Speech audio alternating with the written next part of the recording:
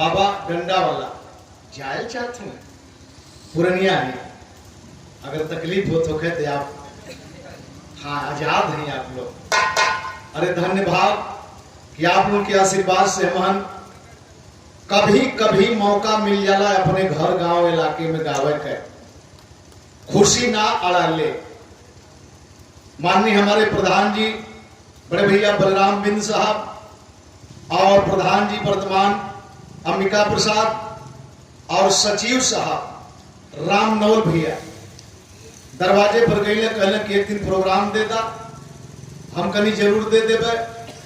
कहले 6, 7, 8 थोड़ा सा हम ही से मिस्टेक हो गए। हम 8 कह दिली चाहत रहे एक दिन पहले में समझते है ना। लेकिन बहादुर हुआ बेटा अरविंद बाबू बहादुर हुआ। बहादुरों में तू शेर बहादुर हुआ। मंच छोड़ के जाए के ना चाहिए। अब जैतो हुआ तो ख्याल करा कि गवैया किस मोड़ पर है कहाँ हमको पहुंचना चाहिए। तनी मनी पर पेशाब कर लेनी करो मतलब थोड़ा हो कि झाड़ा बोला कुल करत रहो।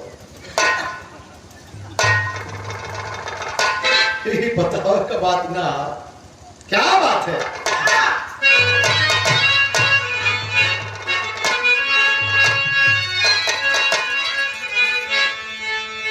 अरे खुदा क्यों खफा हो गए आज हमसे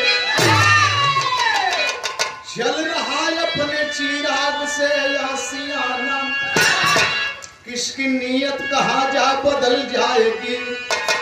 आज लगते हैं अपने को अपना बेगाना।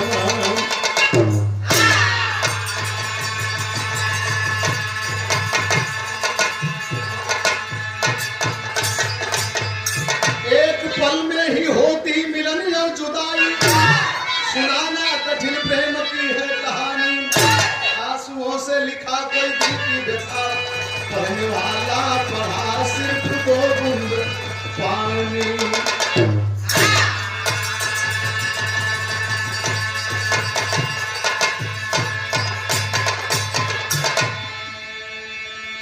मेरे दोस्त लिखने वाला हमारे मंच पर हम लोगों के नौजवानों के दिल की धड़कन बुजुर्गों की एक पहचान मां बहनों की एक सोच उस शख्स का नाम है माननीय बलराम बिंद पूर्व प्रधान। पूर्व प्रधान नहीं वर्तमान प्रधान कहिए तो कोई असुक्ति नहीं है क्योंकि आपने अपने जगह पर चाहते तो बैठ करके आराम करते अंबिका भाई को देखते कि कैसे चला रहे हैं कैसे कर रहे हैं लेकिन कभी आपने सोने का नाम ही नहीं लिया। क्या करना है नहीं करना है किसको खुश करना है किस मोड़ पर चलना है कितना तारीफ करें कितना आपके विषय में कहें कम पड़ जाएगा। मेरे पास कोई शब्द नहीं है। एक बार अपने नौजवान अपने चहेते अपने लोकप्रिय प्रधान माननीय बलराम बिंद के नाम पर जोरदार ताली बजा के स्वागत करें। हर कदम पर सफलता की मंजिल आपका कदम चूमे। तो बात बताने जा रहे हैं। एक लाइन संकेत और राजा कैसा संकेत है।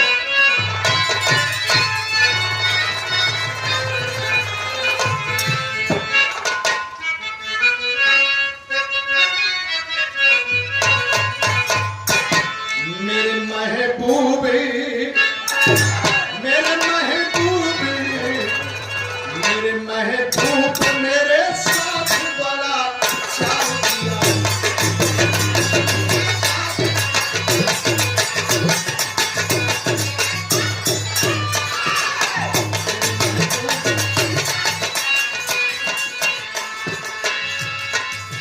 मेरे महबूब मेरे साथ बड़ा चाव किया।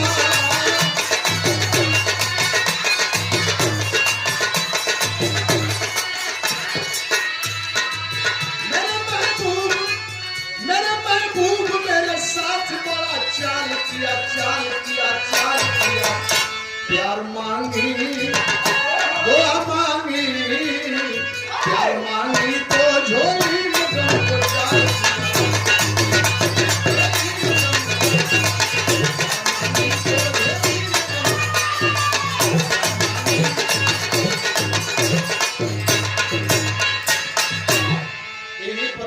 बुजुर्ग बताते हैं बेटा समय बलवान होता है। समय इंसान को ऊंचाइयां दिखाए।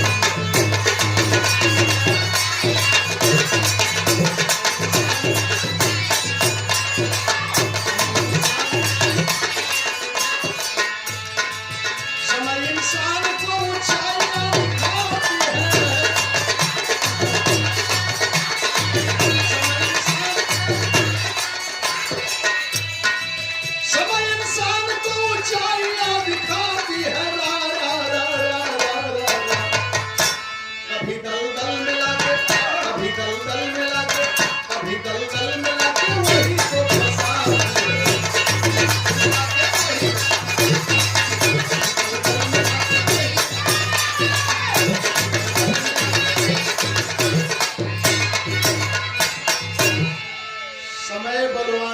इंसान नहीं।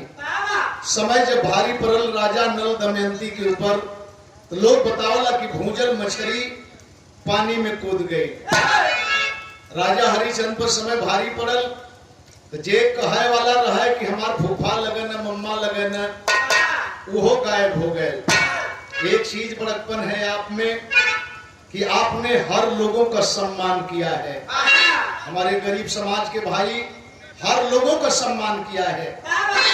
खिला चमन में फूल तो यार मान ले नया, मिलेगी कैसे मंजिल है भगवान की दया।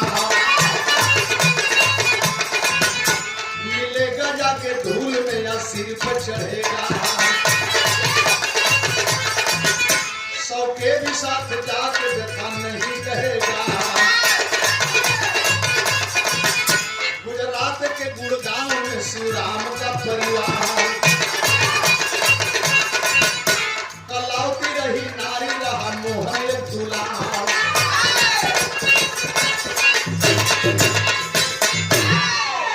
गुजरात के गुड़गांव में छोटा सा परिवार, पत्नी का नाम कलावती, बेटे का नाम मोहन।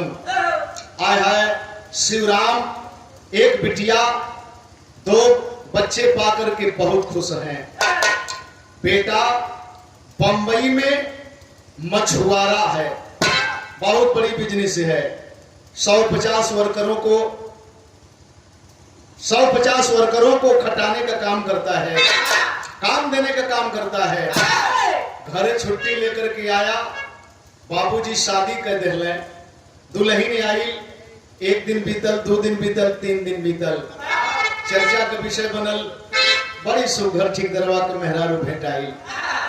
ठेकेदारवा अब ठेकेदार ना कहे मेहरारूआ, बड़ा खुश होली तो कहली सिपहिया वो बड़ी नीक है, बड़ी नीक है सिपहिया वो।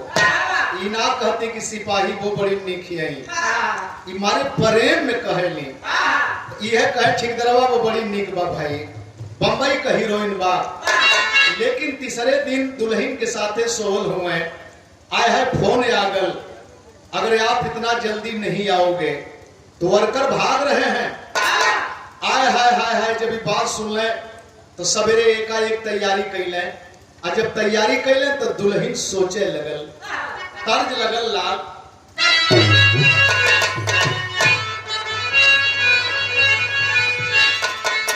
अपने समय में स्वर्गीय बेचन राजभर आय हाय कबहू का सामने जब पड़ल जा, बड़ा नीक भाव से के गावे।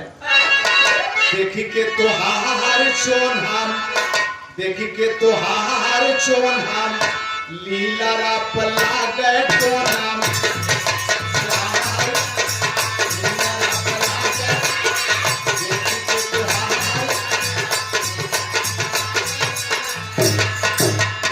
अरे टिकुली पपीजूली की रावरे बपूनिया।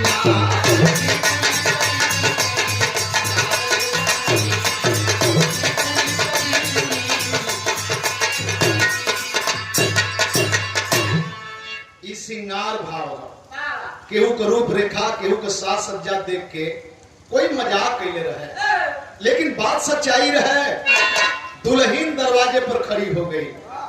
जब वही अटैची झोला झकड़ लेके तैयारी कैले, दुल्हन दरवाजे पर खड़ी हो गई। एक बात कहलस, जीन बिसरई हा स्वामी, जल्दी घर यही हा स्वामी।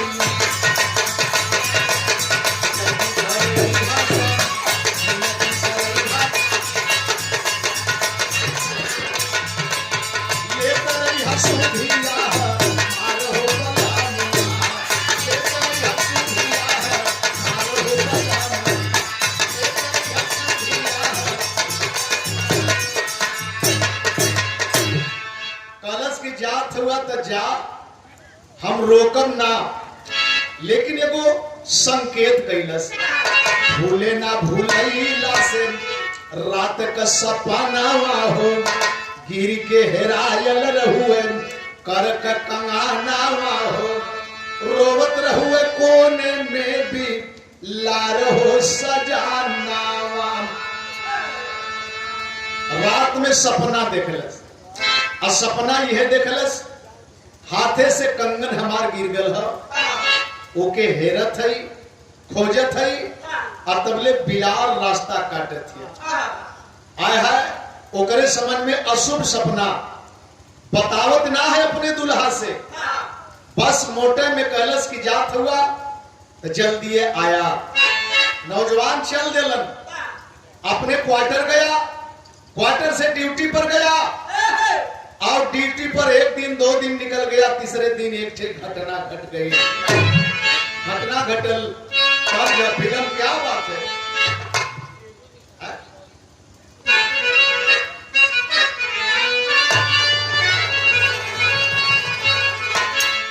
गोरिया मुश्किल है जीना तेरी गली में, गोरिया मुश्किल है जीना तेरी गली, तेरी गली, तेरी गली। हो मजा, हो मजा, मजा तेरा हो महीना तेरी गली, मजा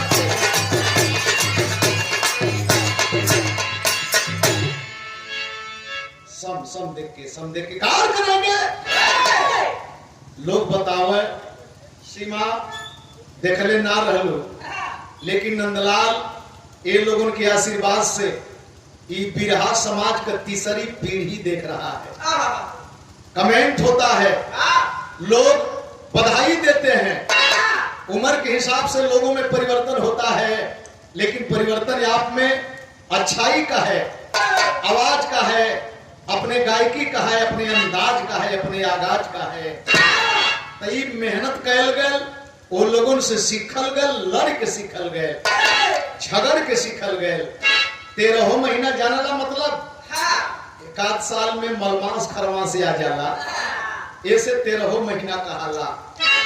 ई आ जाली चके तूफानावा सागर बीच,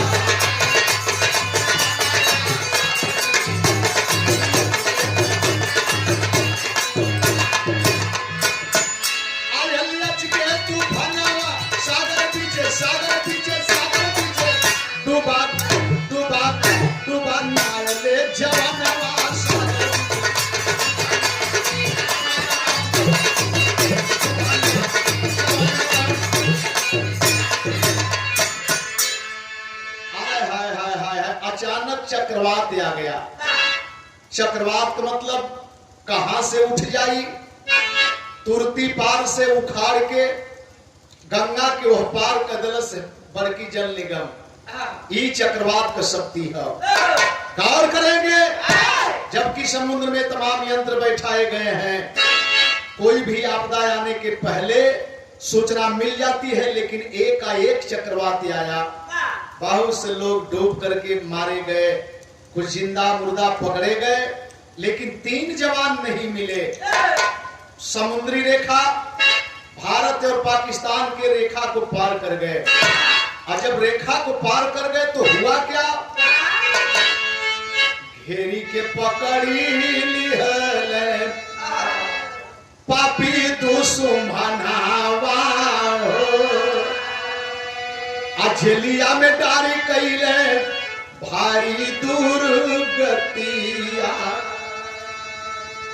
नमक छिड़की कोड़वा से मारी मारी पापी निरदहिया हो आ नमक छिड़क पापी करल ससतियो।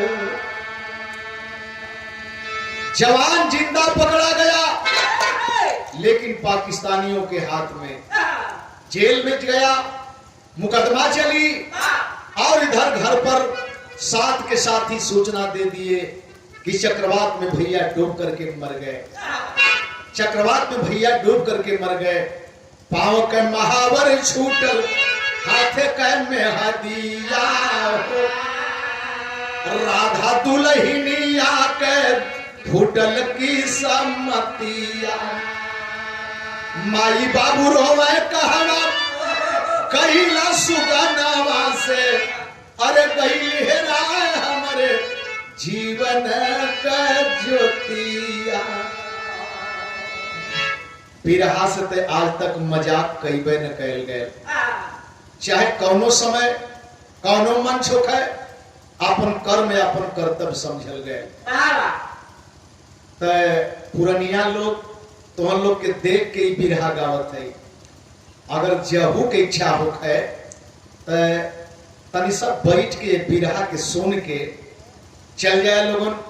हम समझत है कि बुजुर्ग होगा लोग भाई ज्यादा समय हमन के देहला लोग एक लिए हमन आप सबकर आभार प्रकट करत है, धन्यवाद ज्ञापित करत है। लेकिन गौर करेंगे और समझेला परिवार के सोचे समझेला कि भाव हो हर परिवार को, अमीर हो गरीब हो, हर लोगों के सोचने समझने लायक के भाव है। घरे खबर आई पूरा हाहाकार मचल, इलाका के लोग दरवाजे पर हाय हाय करत हुए। माई बाबू बहन भाई सब रोत आय है दर्द याद रोत। वो बीच में वो लड़कियां का दांत लग जाए, पानी छिड़क छिड़क के होश में लिया हुए। एगो परंपरा है मर्द मर जाला तो मेहरारून का मांग धोवा ले। एक परंपरा करे पहले रहल कि मर्द मर जाए तब पत्नी के जबरी ओकरे चीता पर लिया के जलावल जा और के कहल जा सती प्रथा।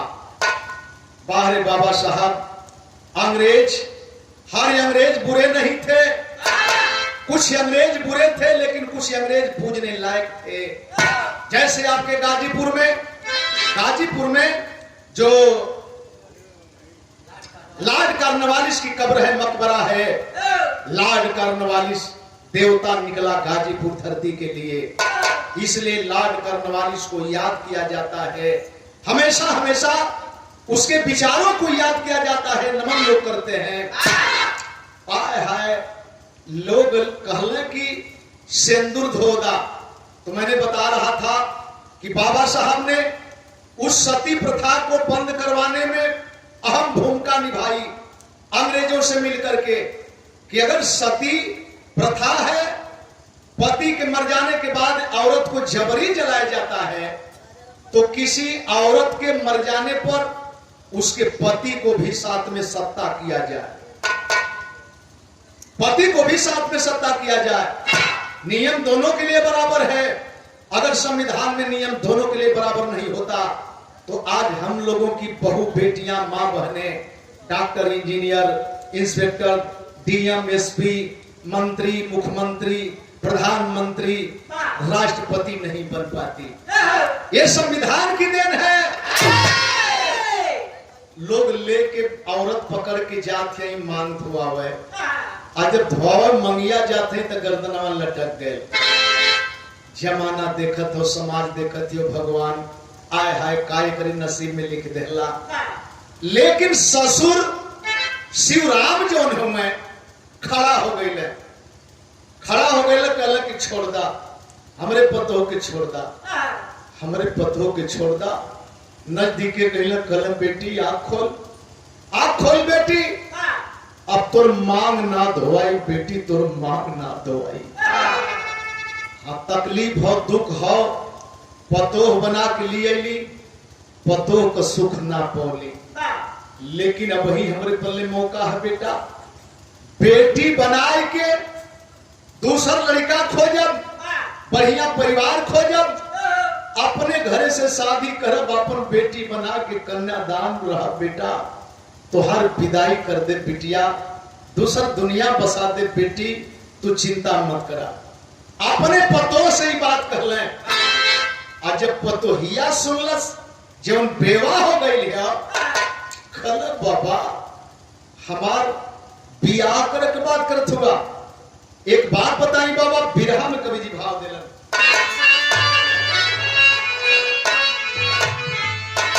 अरे सेनुरवा बिन बाबुर भय जिंदगी, सेनुरवा बिन बाबुर भय जिंदगी, अपने हाथ से बाबा दे देता बहुरवा।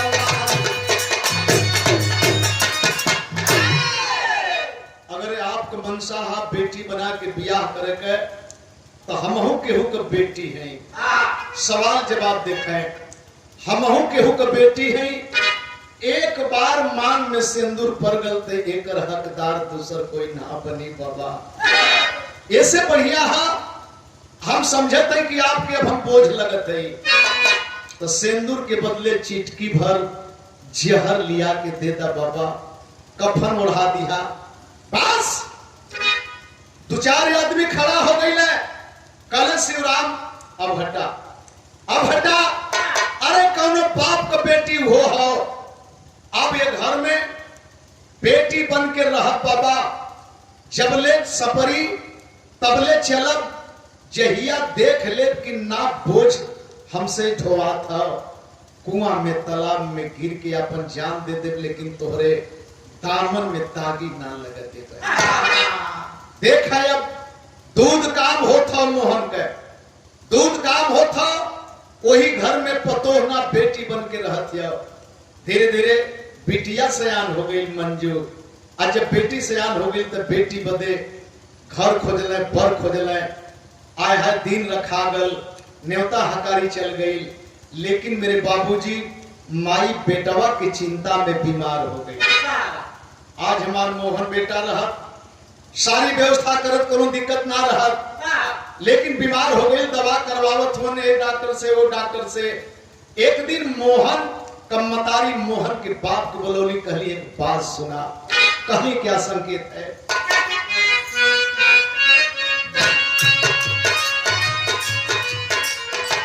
सिकिया मोपीनी पीनी गढ़िया बांधवली, गढ़िया बांधवा मुसवाला कनिया कैली जात जी,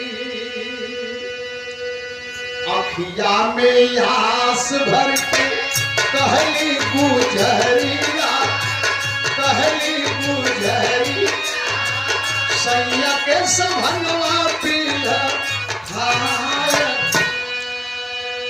बेटवा गया बेटी हर कहीं झटिया, हर कहीं झटिया, जिंदगी है इनके ठुकर। ए मोहन का दादा बड़ा दवाई करौला, लेकिन लगत है कि हम बचब ना, शादी बेटी का ना देख पाई। एक निवेदन हमारा सुनला, मरने से पहले आप सुनला, किसी भी तरह से बेटी का विदाई हमारे घरे से हो जाए के चाहिए, हमारे आत्मा की शांति मिल जाए। बस मोहन का दादा कलन्ना, मोहन का माई ऐसा बात मत बोला, असगुन वाली बात मत बोला। अरे कहीं ना दवाई आके रोवत सजना हो, जहां से दवा करा रहे थे भाग करके गए, साहब डॉक्टर साहब सीरियस तबीयत हो गई, कल है दवाई ला, ले जाके जल्दी से दिया, दो चार ठे मरीज हो देख के आवत है, आया है जल्दी का काम शैतान का, लेके रोड पर चलने तिरछे निकल के जाई दवाई दे दई, मारल टरक धक्का गिरे ते ही छनवा हो, आय हाय हाय डीसीएम वाला धक्का मार दिया, उठा के लोग लिया हुए दरवाजे पर, दरवाजे पे आते आते पता चला शिवराम नहीं रहे। दरवाजे पर लाश भी सुतावल गई, ऊपर से चदरा उड़ावल गए। गांवपुर के मर्द मेहरारू लड़का जवान सब जुटल हुए। औरत अंदरवा गईली, मोहन के माई के कहली कि एक कलावती दुअरमा आल हो चला मिलला। पकड़ के लोग दुआरी में कैली, एक कदम चौकट के अंदर एक कदम चौकट के बाहर। होता क्या है कि दुआरे पर देखली जब सजना के लसिया हो, हाय हो गोसैया तबले टूट गई सासिया हो। हाय हो विधाताई का लिखला कराना, लिखला कराना, रोवत बा कहूँगा की राम की। इतने मुंह से निकलल मोहन का दादा दवैया दा, मंजू का दादा दवैया दा, दवैया दा, दवैया दा, गर्दना लटक गल, दम टूट गई। दोनों लाश सुतावल गई। खबर गई बिटिया के ससुरे, जा सदिया तैबा ओजैन से भागल लोग अइले। खल भैया प्रधान जी यही बते न बोलोला हम जान गई। एक बात सुना, अब लड़की का बारात न आई, अजुए जात है हम कोनो गाड़ी लिया थे बिना कैदा रुपया, बिना कैदा हम छोड़ब ना। जे कि अपन बेटी बना लेली, पतोह बना लेली। गांव के सम्मानित लोग, गणमान्य लोग खड़ा हो गए।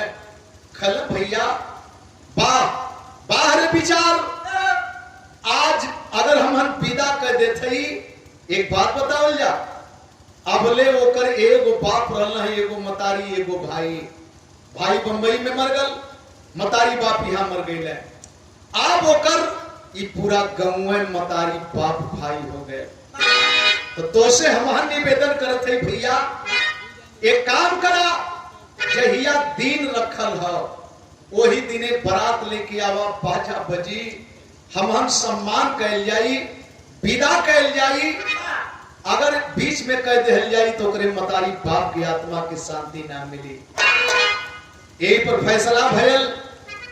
शादी के दिने बारात आई, द्वार पूजा लगल, बड़ा प्रेम से धूमधाम से गांव वाले सम्मान किए। रात में सिंदूरदान हो गया। सुबह में जब विदाई की बात होती है दोस्तों, लोग कहला कि बेटी का बहन का भाई बहन के पकड़ के डोली और गाड़ी के पास ले जाला। एजेंट तो भाई ना है, बहन है तो डोलिये में जाए के तैयारी बा होकर।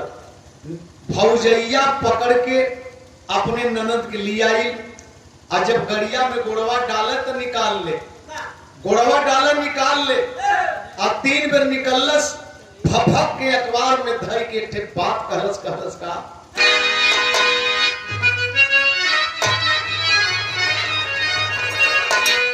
गरिया चढ़ात मंजू,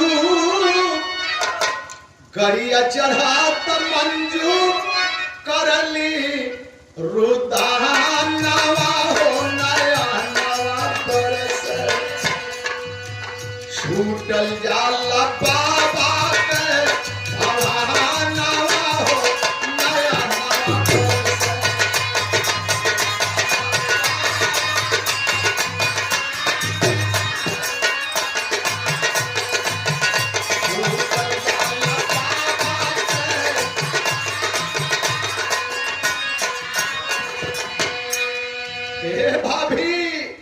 भैया छोड़ दे, माई छोड़ दे, दादा छोड़ दे, आज हमारे दादा के घर छोड़ावत है।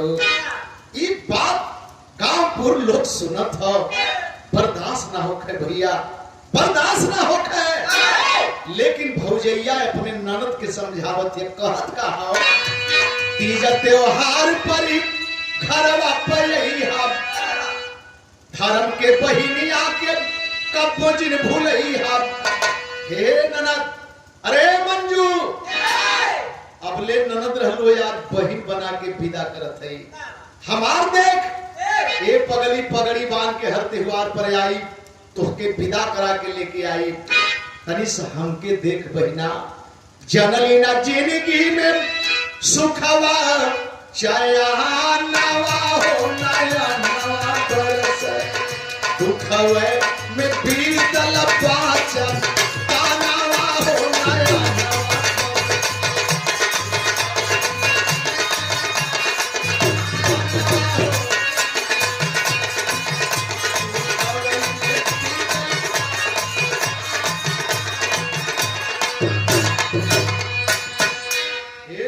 हम कैसे बितावत है, कहने का मतलब कि हम विधवा हो गईली और न सुख जनली न शांति जनली, हम कैसे जियत है रे बहनी। गाड़ी में बैठा के विदा कह देलस, चल गई अपने ससुरे। लेकिन एक दिन, दो दिन, तीन दिन बीतल, तीसरे दिन राती के अपने घरे में भौजैया रोवत हिया, दीवाल को ताकत हिया। अबले तो नंदी रहल है, हमार दुख जानत रही है, ओकर दुख हम जानत रही है। अब तो यह दीवाल हमार आवाज सुनी हमके चुप कराई। आय हाय हाय हाय, नंदी के विदा कर दहली, सास ससुर का सम्मान बचौली। अब का बचल है, घर छोड़ के निकल पड़ी, रात्रि में घर छोड़ के निकल पड़ी। स्टेशन पर पहुंचती है मेरे दोस्त और बैठ करके रोने लगी, यही सोचती है फैसला लेकर के कौनो गाड़ी आई कट के अपन जीवन लीला समाप्त कर दे। यही सोच रही है, फैसला नहीं ले पा रही है। कई गाड़ी ऐली गईली लेकिन फैसला नहीं ले पा रही है। और तब तक कोनो डॉक्टर, बढ़िया डॉक्टर, सरकारी डॉक्टर अपने मित्र के ट्रेन पकड़ाओ बदल लेके अइले। गले में आला है, नजर पड़ गई, घूम जाते हैं डॉक्टर साहब। बोले बहन हाथ पकड़ लिए, तुम्हारी तबीयत खराब है, अकेली क्यों, क्या बात है, कोई दिक्कत है बहन, बता, मुझसे बता, परिवार के कोई बीमार है? अरे मैं सरकारी डॉक्टर हूँ रे पगली, फ्री में दवाई करके मैं इलाज करके मैं खुश करूंगा तुझको, अपनी बात तो बता। टकर टकर ताके लगल, टकर टकर ताकत ये सोचत ये, एक लाइन संकेत हो, कैसा संकेत है? पिया बिना देहिया, पिया बिना देहिया, पिया राय सुन रे सखिया, पिया राय सुन रे सखिया, अगवन का दिन नियर आई सुन रे सखिया। कैसे सुनबा दुखिया के, जी करिया सुनी लाए बाबू, जी करिया सुनी लाए बाबू, हमारे लेखे दुनिया में अनहरिया सुनी लाए बाबू, लेखे दुनिया में, हमारे लेखे दुनिया में।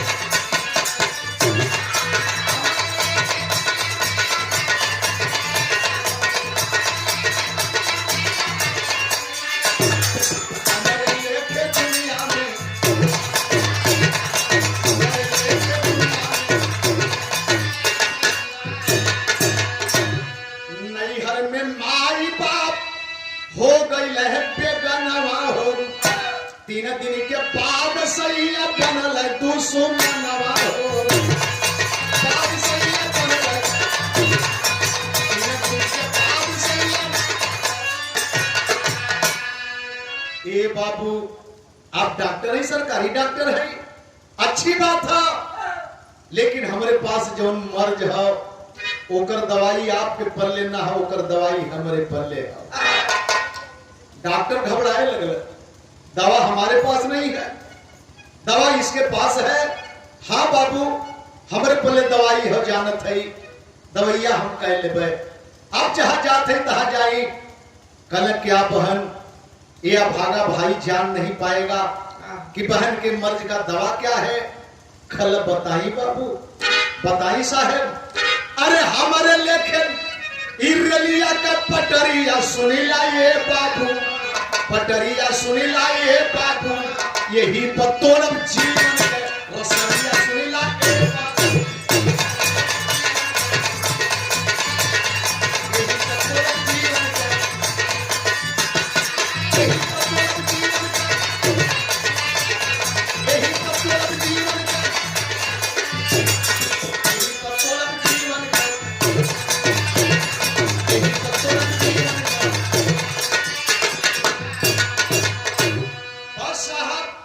फैसला ले चुकल है।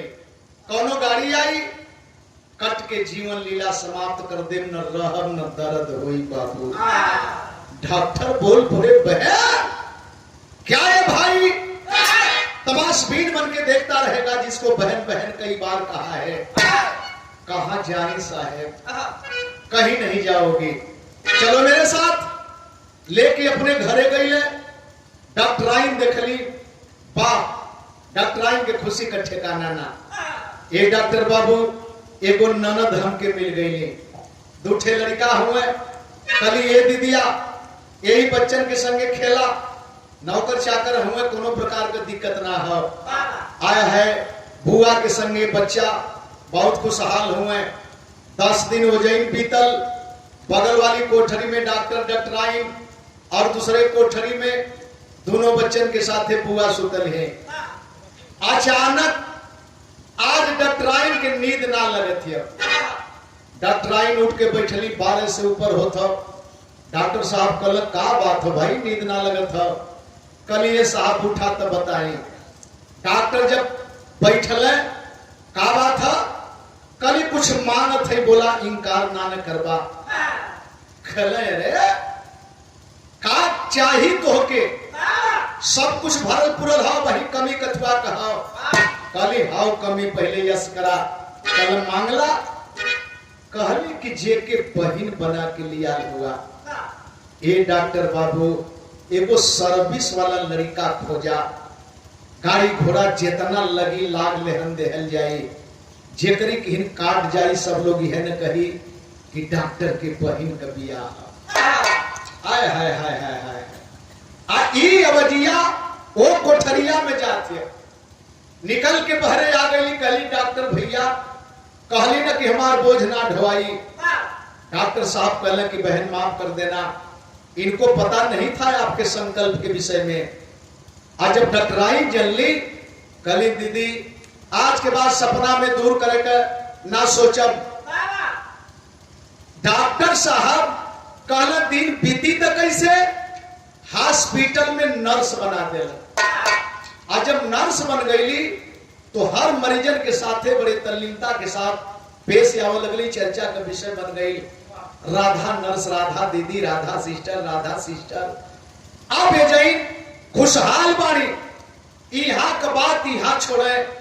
अब तनी से चले मंजू बिटिया के ससुराल, ओकर पोजीशन का बा, क्या बात है। अरे सासुरे से रूसाली यवन हो, सासुरे से रूसाली यवन हो, नहीं हरे करा।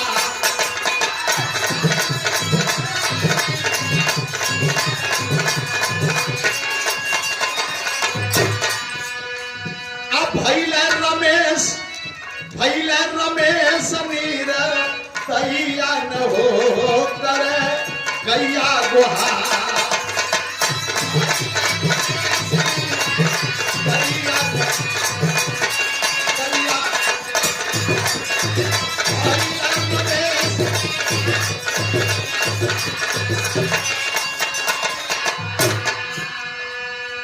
कुछ दिन तक तो बड़े प्यार से रखा था रमेश अपने दुल्हन मंजू को, लेकिन कुछ दिन के बाद शराब के नशे में इतना हो गया कि घर का सारा जेवर जेवरात बेच करके पी गया। ऊपर से मारता है, प्रताड़ित करता है, बेचारी जाए तो जाए कहां। एक दिन रमेश दुल्हा बोला, ये मंजू बड़ा नीक फिल्म लगल है, चल तो के फिल्म देखा लिया। बड़ा खुश भइल हो, मरला गरियवला सह के रह गई, लगत हमार दिन बदल जाए। रिक्शा पर बैठा करके देखा लेके जा रहा है, लेकिन बीचवा में कहला कि सुनो फलाना फलाना अपने मेहरारू के चश्मा ले हुए, हमारे मेहरारू बिना चश्मा कर रही, क्या पता यही हमारी मुकद्दर में कील ठोकने जा रहा है। किया क्या, बेचल रमेश पापी मंजू का नजरिया, रिक्शा पर बैठा के आया स्टेशन ते घरिया, तार पहले पनवा में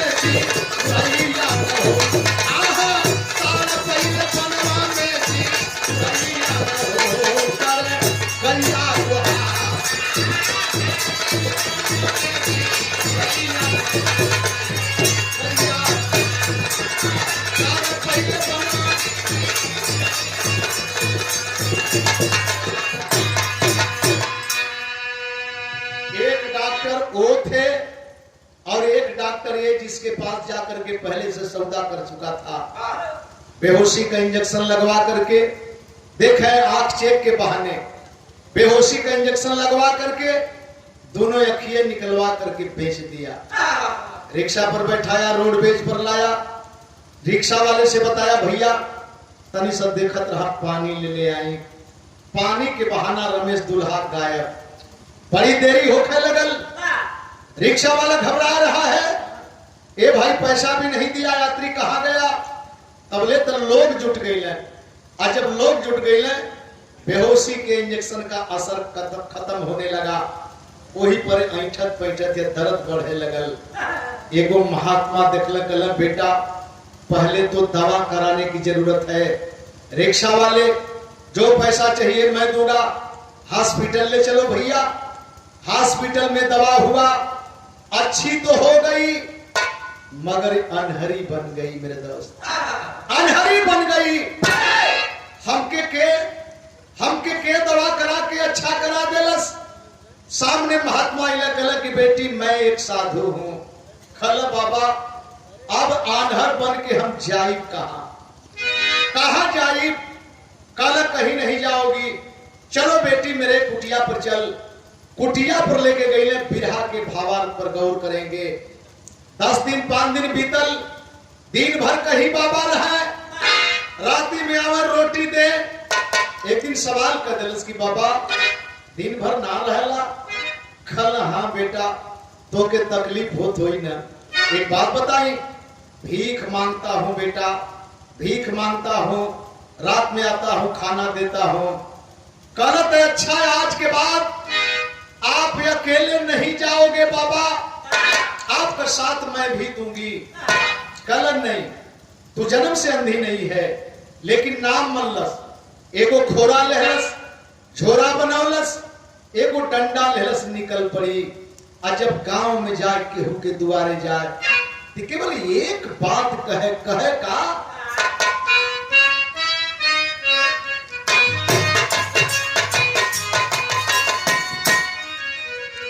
अरे सूर्याता डूबल बूझी कैला दिया, सूर्याता डूबल बूझी कैला दिया, होई गई दुनिया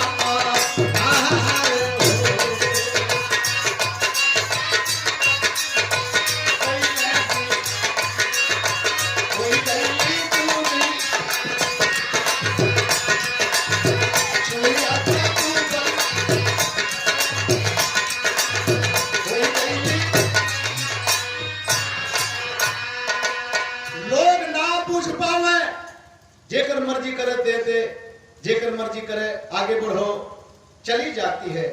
लेकिन संजोग देखें, भिखिया के मांगे या पर जिंदगी बितावे, अरे कोहू का करे जा याद वही दिन कई आवे। जलिया से छूटी घरे अइले पिया नावा, जलिया से छूटी घरे अइले पिया नावा, सुन सुन लागे घर द्वार, अइले सुन सुन लागे जलिया से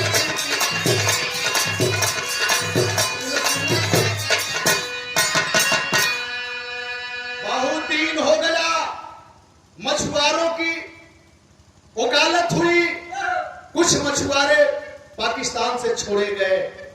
उस मछुआरों के बीच में मोहन का भी नाम आया।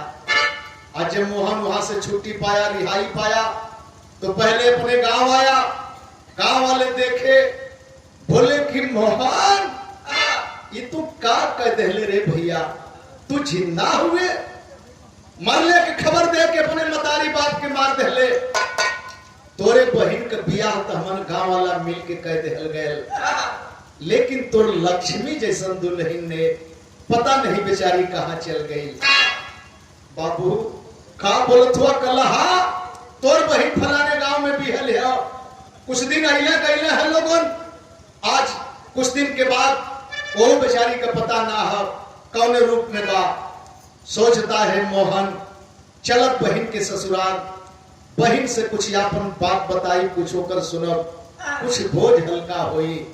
अपने बहन के ससुराल मिले बदे मोहन मछुआरा चल देता है।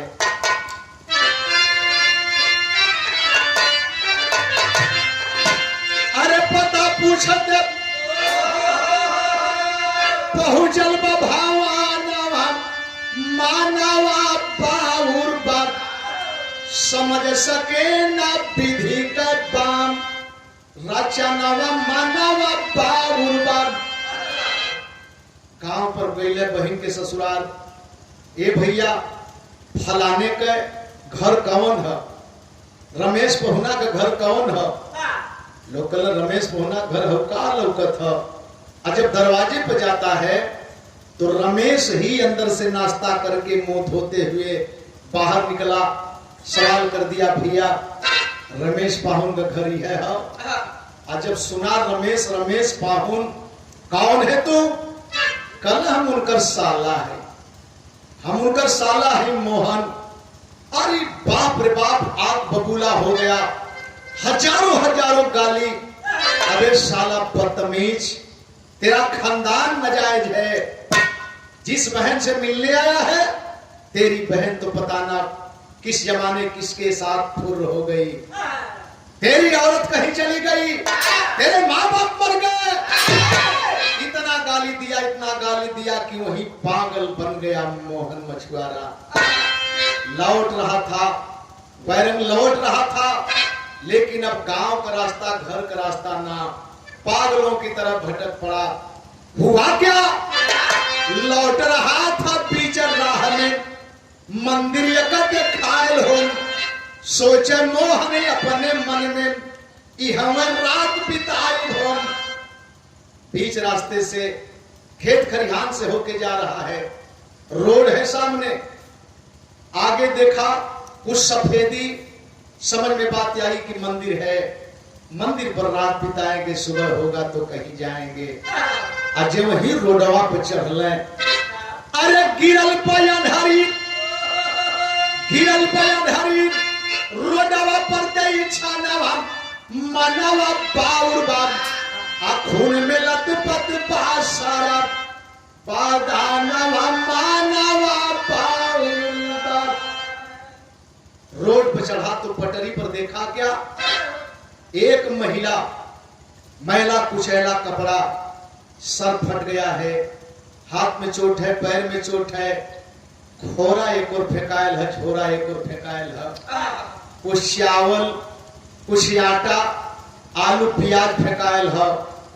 उस अनहरी बेहोशी हालत में है, करीब में जाकर सोचता है भगवान ने लवारिस है, पता नहीं कौने जन्म का चूक भइल कि आज हम ये पोजीशन में हैं।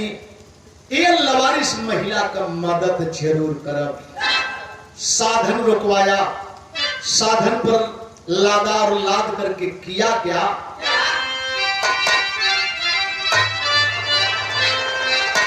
अरे मंजू के उठा के लेके गई अस्पताल के खबर।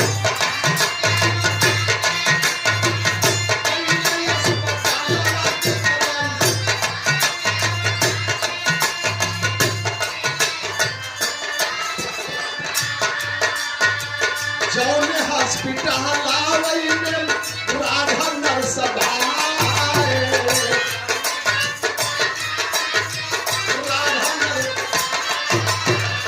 मिल करके डॉक्टर साहब कहिल दवाइया भैया।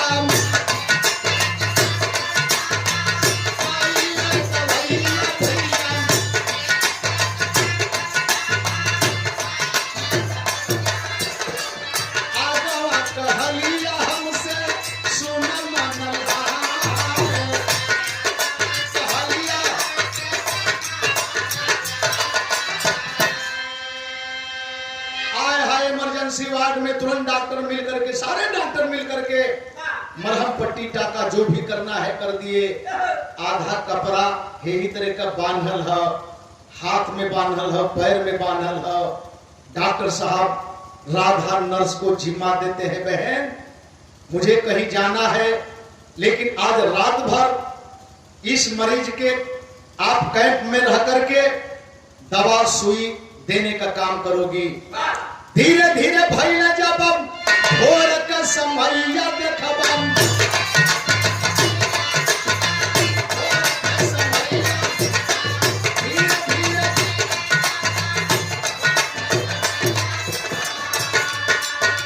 मंजू के होश देखबम कैले वहां आया।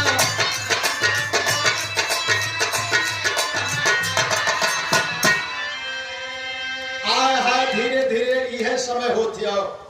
मंजू अनहरी जब होश में आई, हाथ से शरीर पर सहला करके राधा नर्स सवाल करती है, ए बहन तू जन्म से अंधी है या बीच में अंधी है? तेरा ये पोजीशन कैसे हुआ? और तुमको जो यहाँ पर लाया है, एडमिट करवाया है, वो तुम्हारे कौन है? कहाँ है वो? मंजू कुछ बता नहीं पाई। बोली बहन हमको कुछ भी पता नहीं है। आया है, लेकिन एक औरत का सहानुभूति औरत के जब मिलल तब होकर के रोवे लगल। मंजू दर्द में है, रो रही है और रो करके एक बात कहती है। कहती क्या है? अरे गुड़ा गावा गाऊंगा मैं, गुड़ा गावा गाऊंगा मैं, भैया मोर जन्मवा पहिली।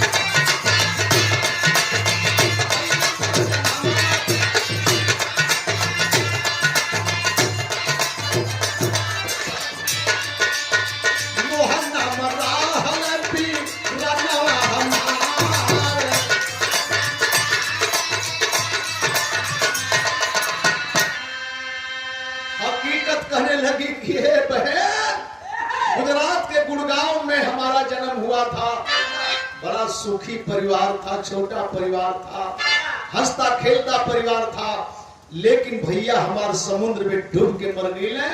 वही हमारे परिवार पर विपत का पहाड़ टूट गए। हमार माई बाबू मर गए। हमार शादी करके हमार भौजाई देवी रहली हो, लक्ष्मी रहली, शादी करके प्रतिज्ञा दहली, लेकिन पता नहीं कहा चल गई।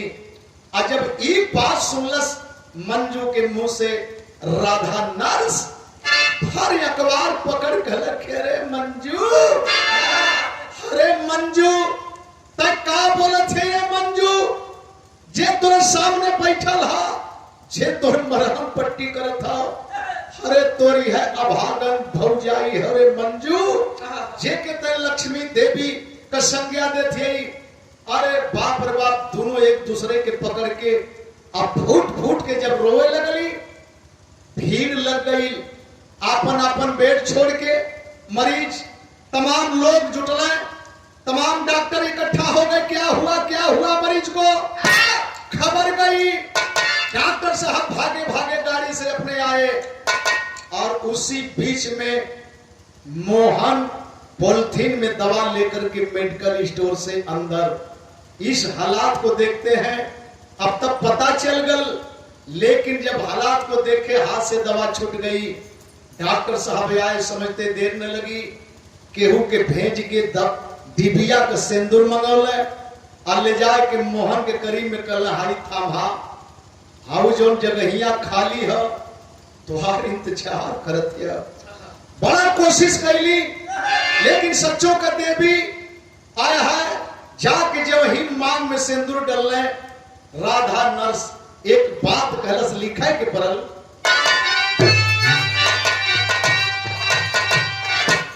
अरे बिन बादर का बरसत,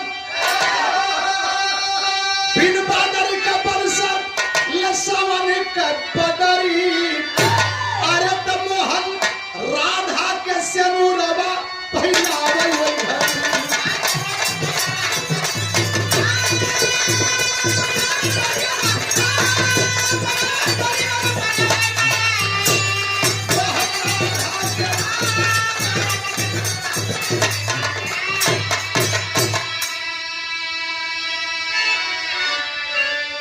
मांग में सिंदूर डलने, राधा नर्स कलश की का हो तीनिए दिन हमके देखला, हमके पहचान गईला, इनके पहचाना।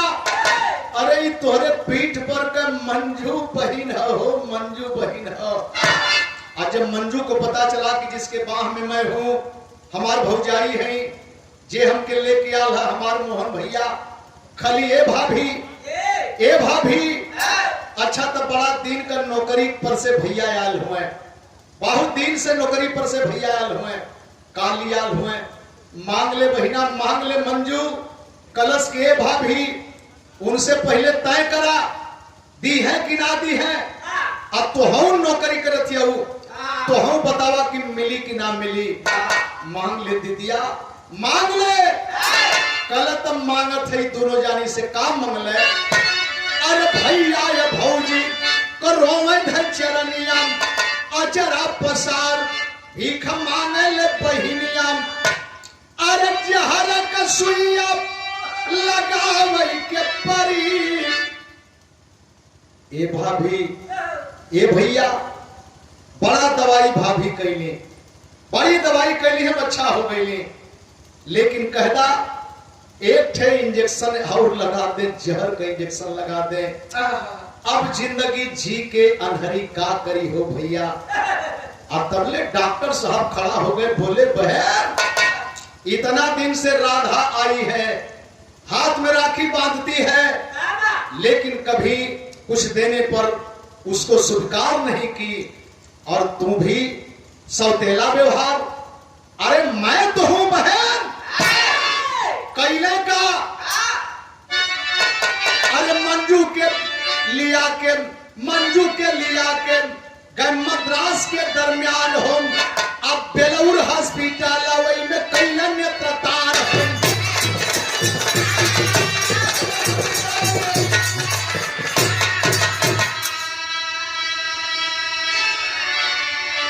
फोन पर सारी व्यवस्था मद्रास में कर करके लेकर के बहन को साथ में जाते हैं।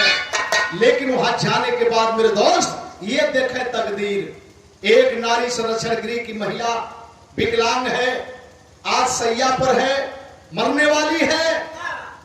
डॉक्टर चारों तरफ से घेर करके निराशा भरी नजरों से देख रहे थे, लेकिन वो महिला की नजर पड़ गई अनहरी पर।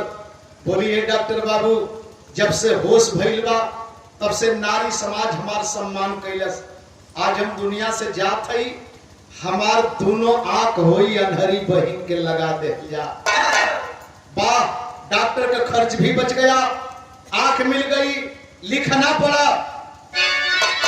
अरे पतझड़ में आ गई पहाड़ी दे घड़ी, मोहन राधा के सेनुरवा पहिना गई।